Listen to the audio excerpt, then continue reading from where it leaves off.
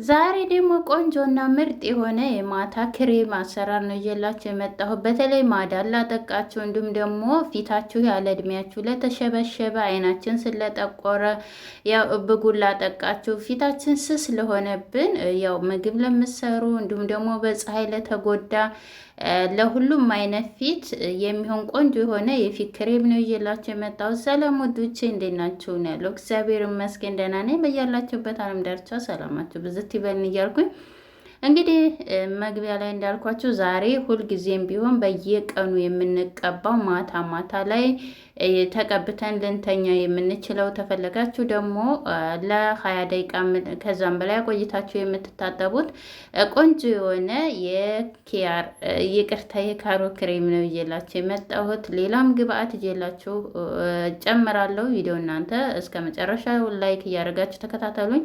እዚህ ጋር እንግዲህ ንጹህ የሆነ 2 ካሮት እየመጥቻለሁ። ይቅርታ ኪያር እያልኩ ነው ያለሁት እና ካሮት 2 ካሮት ንጹህ ነው። እኔ ካሮት 2 አድርጌያለሁ። በዛ አድርጌ ነው የምሰራው ስለምፈልገው ማለት ነው። ካሮቴን ብዛት ስላለኝ ለዛም ለሳምንት የሚሆነኝን ነው የምፈልገው። እዚህ ጋር እንግዲህ ልጨዋለሁ። ልጣጩን እንግዲህ መላጥም አለመላጥም ትችላላችሁ። እዚህ ጋር እንግዲህ መፈቅፈቅ ያለችኝ እፈቀፍቀዋለሁ ማለት ነው። እናንተ ግን ተፈለጋችሁ ከተፍ ከተፍ አድርጋችሁ መፍጨትም ትችላላችሁ። ነገር ግን እንደዚህ እዚህ ጋር በምታዩት መልኩ እኔ በጣም ድቅቅ አድርጎ እንዲፈቀፍቅልኝ አርጌ ነው እየፈቀፈቁት ያለሁት ማለት ነው፣ ቀስ ብዬ። ምክንያቱም የምፈልገው ውሃውን ነው። እንደገናም ደግሞ እዚህ ጋር እንትኑንም አንተክተካችሁ መጠቀም በሁለት አይነት መንገድ በነገራችን ላይ መጠቀም ትችላላችሁ ማለት ነው። እንዴት እንደምሰራው እናንተ ተከታተሉ በትዕግስት። ላይክ እያረጋችሁኝ ውዶችዬ፣ ላይክ አታረጉኝም ለምን እንደሆነ አላውቅም። ላይክ መከፈል ጀመረ እንዴ?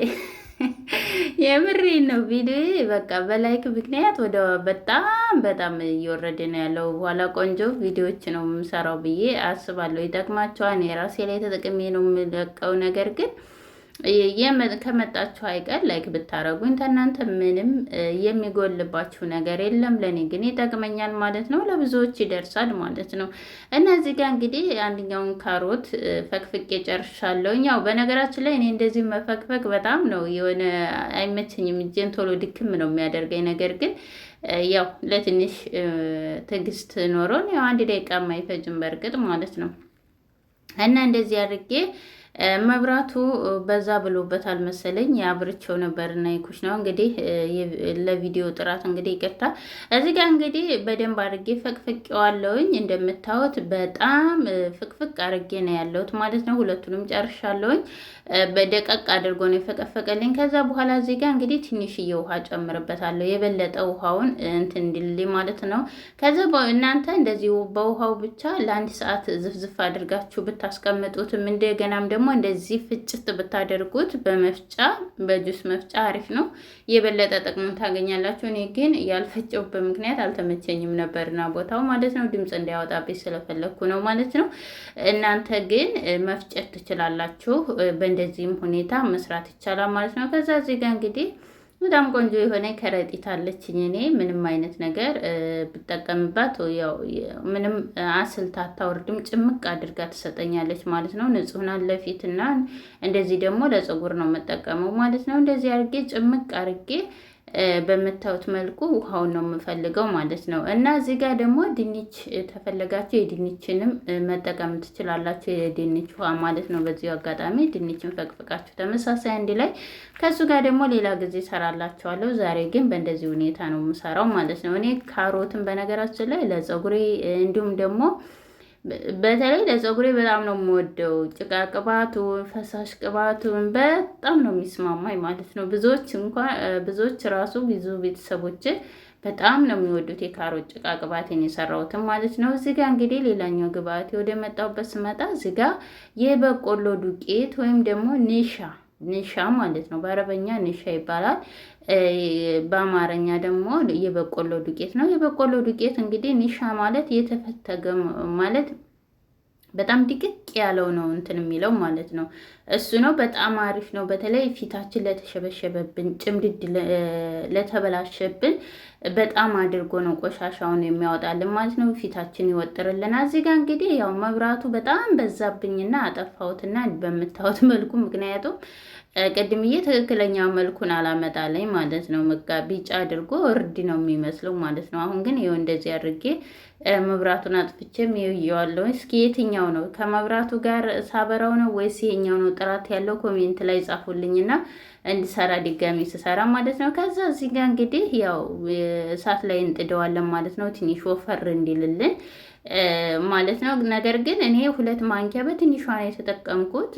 ትንሽ የበቆሎ ዱቄት ወይም ኒሻ ስንጨምር በጣም ብዙ ከሆነ የመድረቅ ባህሪ ስላለው በኋላ ላይ ፍሪጅ ስናስቀምጠው ወይም ደግሞ ውጭ ላይ ማስቀመጥ ይቻላል። ነገር ግን ስታስቀምጡት ምን ይሆናል መሰላችሁ? ድርቄ ማለት ባህሪ ያለው ማለት ነው።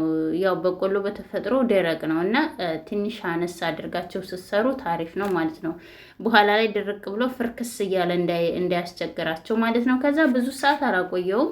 እንደዚህ ወፈር እስከሚልልኝ ድረስ ብቻ ነው ለ1 ደቂቃ ያህል እንደምታው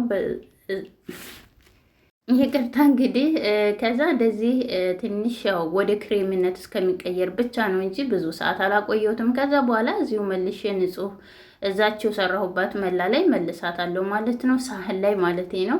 እዛ እንደዚሁ ትኩስ እንደሆነ ማለት ነው። እንዳልኳችሁ ይወፍራል። በተቀመጠ ቁጥር እየወፈረ ነው የሚመጣው። ነገር ግን እኔ በኋላ ላይ የጨመርኩት የሚጨምረው ነገር አለና እሱ የበለጠ ቅጥና አድርጎታል እንጂ አላወፈረውም ማለት ነው እና ቀጥኖም ችግር የለውም። ነገር ግን ይሄን ሁለቱን ብቻ ተሆነ የምትጠቀሙት ይወፍራል። በራሱ ጊዜ እየወፈረ ድርቅ ነው የሚለው ነገር በእንደዚህ መልኩ ተሆነ ማለት ነው።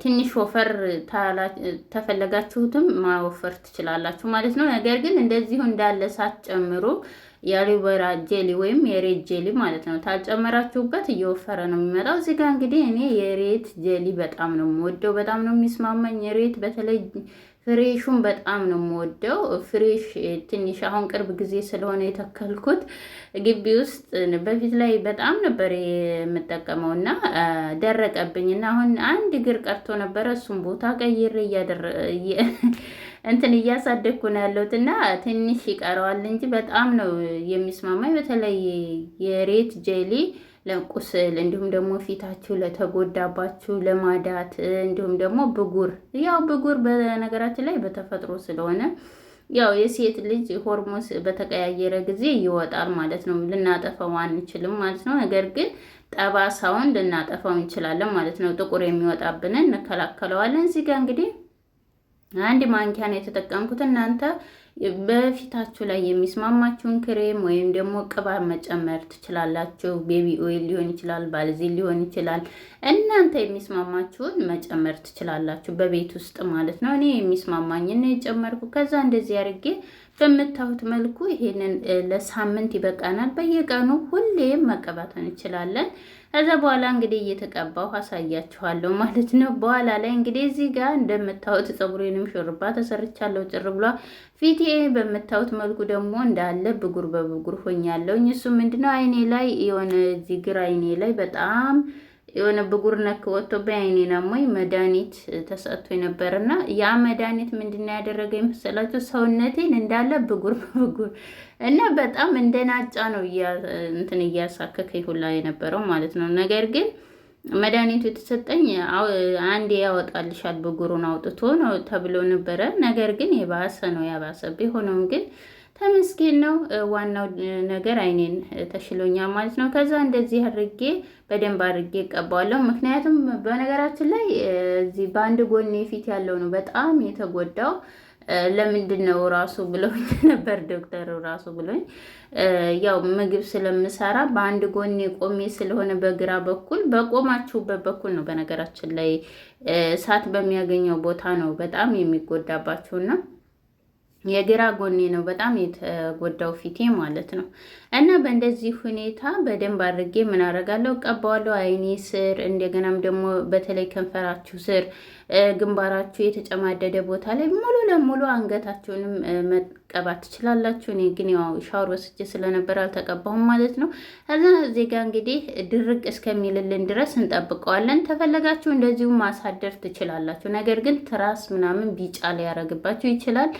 ያ አይሆንም። ፎጣ ተንተርሰንት እንዳለን ታላችሁም ደግሞ ችግር የለም ማለት ነው። ከዛ ይኸው ለ20 ደቂቃ ቆይቸው እንደምታዩት ፍትልትል እያለ ነው የመጣው።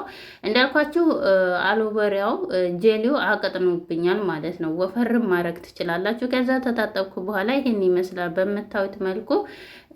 ከዛ በኋላ እንግዲህ የእኔ የራሴ ማታ የምቀባው እዚህ ጋር የሰራሁት ባልዚን እንዲሁም ደግሞ የባልዚን አሎበራ መልሼ ሬድ ጄሊ ማለት ነው። እንደገና ደግሞ ቤቢ ኦይል አንድ ላይ አድርጌ ነው የሰራሁት ማለት ነው። ግሪስን ጨምሬ እሱንም ሌላ ጊዜ ይዤላችሁ እመጣለሁ። ቻው፣ ወዳችኋለሁ፣ ከብራችኋለሁ።